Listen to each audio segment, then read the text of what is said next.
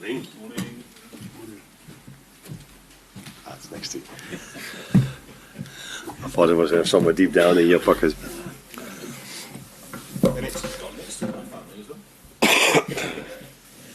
First of all, Arne, can we check on Trent Alexander-Arnold and Joe Gomez and their respective injuries?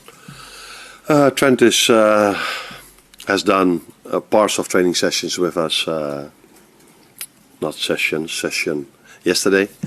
So let's see how he is today. He will train hopefully with us again, and then we have to decide if we take him to the game, yes or no. And Joe is it's his same leg again where he had the injury last time. We are still assessing that, but he will definitely not be available tomorrow. In fact, it's the same. How much of a concern is that? That's obviously we weren't necessarily talking up the chance of the quadruple, but the chance of winning all 4 trophies has now gone. What impact does that have, if any impact at all? it should have impact, because if you're working at a club like this, you should compete for every trophy. We've said this from the start. And then to go out in the second occasion, so we beat Everton Stanley. But to lose against Plymouth is of course not acceptable. And so as a team, and I think our fans as well are disappointed by that result. And yeah, now we have to show a different side of us tomorrow, because it wasn't only the result, the performance was far from what Liverpool standards are as well. Both Liverpool and Everton are tied on 41 Merseyside derby victories at Goodison Park. With that in mind as well, what consideration do you also have to give to it being the last ever Merseyside derby at Goodison Park? Sorry? I just wonder what consideration you have to give to it being the last ever Merseyside derby at Goodison Park as well, because there'll be a lot of emotion certainly from an Evertonian perspective behind that, and maybe that can impact the atmosphere on the night as well. Yeah, I think it's an extra reason why the atmosphere will probably will be even better than all the occasions before. But I haven't been to one, but people tell me at Goodison Park as at Anfield, but it's always a fantastic atmosphere. Home supporters are there to support their team, and the away fans are mostly loud as well. So it's probably going to be a fantastic atmosphere, and that's always that's never easy to play against, because every single time they cross the halfway line or they get a corner kick or whatever happens, the fans will cheer for that, and then you have to be mentally really strong as an away team to resist all that, the complete atmosphere, and you still have to be focused on what you have to do, defending the corner kick, defending the set piece, and when you have the ball, be as calm as you can in this fantastic atmosphere. But it's not the first time for these players that they are playing in atmospheres like this. So I hope that they can focus on what they have to do.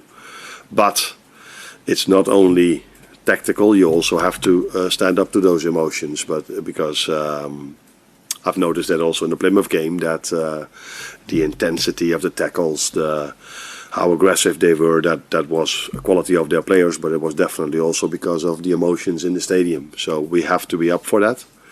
And I've seen the game of last season, for example, and I think we were quite ready, because after 10 minutes the referee blew his whistle 11 times and 10 times in favor of Everton. So the Liverpool players were ready to compete, but every time they touched him it was a free kick. So I assume our players are ready for another battle tomorrow, for the simple reason that they've been ready for the whole season, and many of them are experienced for this tie. Because of that atmosphere, how important is keeping a cool head in a situation like this for the players? Yeah, cool head, but not cool legs. So every time you play against a team that wants to fight with you, and that's almost every time we play against any opponent, but maybe this one even more, you have to be ready for that. So you have to run just as much, you have to be just as intense in tackles.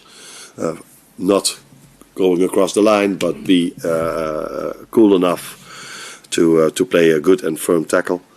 And that's where it starts with. And then 9 out of 10 times, after 10, 15, 20 minutes, a game settles down a bit, and then you can start to think even more about playing football. But like I said, last season in the first 10 minutes there were 10 free kicks in favour of Everton, and I think you know what they did with these free kicks. They brought them in every single time. And it led in the end, I think, after 10-15 minutes to their 1-0. So yeah, cool hat, but not cool legs. How different do you think is the challenge of this Everton under David Moyes to the one that you would have faced in the original fixture early in December, when obviously Everton were struggling at that point? Yeah, they were to a certain extent. I think they picked up some good results as well away at City, and I think away at Arsenal as well. Some clean sheets, some draws. I think those were very good results from an Everton perspective as well. If you go away, if you have to play away games like that. But yeah, you cannot. Let's say differently. I'm aware of the fact that David took over 4 games and he's won 3.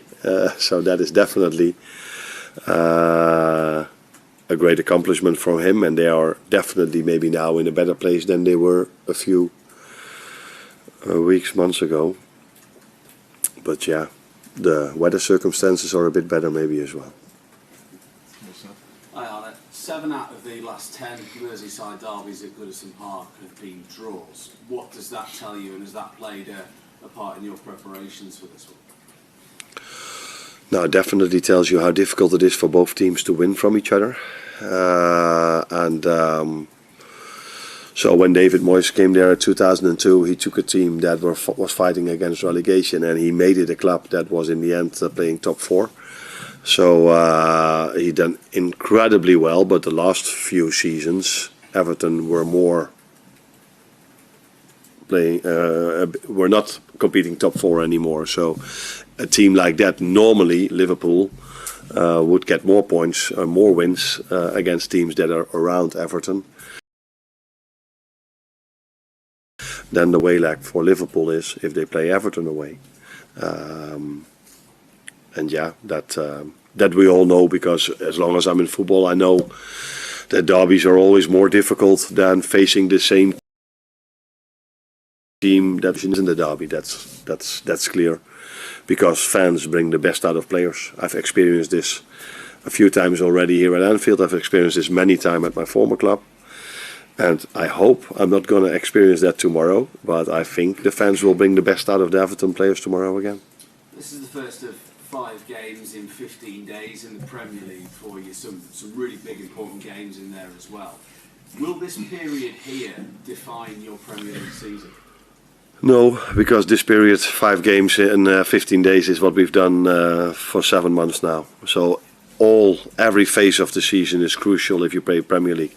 This is the hardest league to win, because there are so many teams that can win this league, and there are so many teams that are able to win 10-15 games in a row. So you cannot slow down, or you cannot have a few games that you are not on top of your game, because then all of a sudden another team catches you up. That's what the Premier League is. That's why it's such an exciting league and such a beautiful league to work in, and for the fans, that's why the whole world is looking at us. For that reason, in my opinion, Arsenal last season, after they went to Qatar, I think they won the first 8 games and only lost 2 of the last 15 or 17. But still, City were able to win the league because they probably win every single game. I don't know exactly, but so yeah, that's the league we are in. So the upcoming 5 are important, but after that, the 9 afterwards are important. But the first, how many games did we play? 23, something like this, 24, has been just as important. Carl? Obviously no one wants to get knocked out of a cup competition, but would the more positive be that it frees up a bit of space to finally you goal back? There was a wise man that once said to me, nothing good comes from losing a football game, and I completely agree. So we would definitely have preferred to play 6 games in 18 days, or 7 in 21, or 8 in 24, because that's the schedule we are in. Now, with us losing this game, there's one moment where we have a normal week, but that's definitely not what we wanted when we went to Plymouth. We were How should I say this? It was difficult because the plan was, of course, to play with Joe for 60 minutes or longer. The plan was to start Curtis, but he came out Sunday saying that he didn't feel well enough to play. So then all of a sudden we missed two important players. I think people know Darwin's situation, that he became a dad 1 or 2 days before the game. So and that happened in Spain. So he came in a bit later. So there were some circumstances that weren't perfect when it comes to the idea was to play with an even stronger team than we did now. But still this team should have been able to win that game. And the fact that we didn't, and we didn't against PSV as well, also tells us that these players definitely need these games to get the best out of them. Because it's so difficult to get the best out of them if they hardly play any games. And that's why, again, it's disappointing that we don't have this extra game for them in 18 days. Hi, Arne. We've spoken a lot about fast starts over the course of this season, and we've seen Everton start really fast in the last 2 home games, 3-0 up at half-time.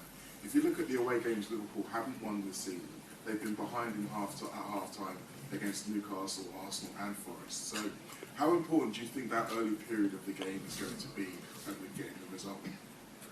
Oh, I think 90 minutes of the game are very important, and in the first 10 minutes or first 15 minutes in an away game it's even more important not to go behind, because if you are a goal behind then the fans are having even more emotions, and then they cheer for everything. If you kick a ball outside the stadium they still cheer, but if you are 1-0 down and you do the same, they're all booing you. So it's definitely important in an away game not to go behind. The reasons why we drop points against the teams you just said is probably more because these teams have a lot of quality, and that for that reason we went a goal behind. And then it has to do with us starting not so well, because I said it before, but at Forest the first 5 minutes we started really well, but one counter attack led to their goal.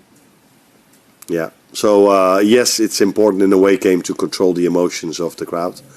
And the worst thing you can do is come a goal behind, because then the emotions will be there for as long as till the moment you have a 2-goal lead. But till then, the emotions will be very positive for the home team. So yeah, that's why being focused and concentrated in an away game is even more important than in a home game. The last ones for the breakouts? No. Okay.